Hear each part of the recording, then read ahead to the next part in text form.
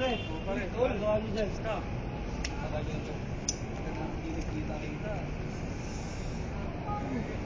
Ano? POC ka na?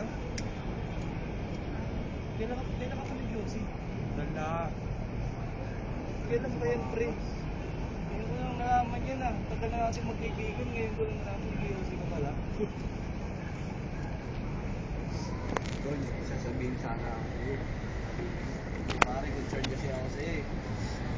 Kung mo ba ang pag-DOC, nakaka-affect sa'yo ng health circumstances sa buhay natin.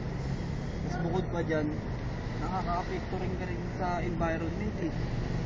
Yung tinatawag na air pollution, pare. Paano naman nangyari yun? Sa pag-DOC mo, yung iba pang example, sa mga sasakyan, pag nagpapatakbo sila ng mga may itim na uso, diba? Doon din matatawag yung mga green gas effect. Nakaka-apekto sa ozone layer natin. Isipin mo na lang pare, pag yosi ka ng yosi, isa ka rin pala sa makakasira ng ozone layer natin. So dapat ko na palang itigil to. Oo, tol.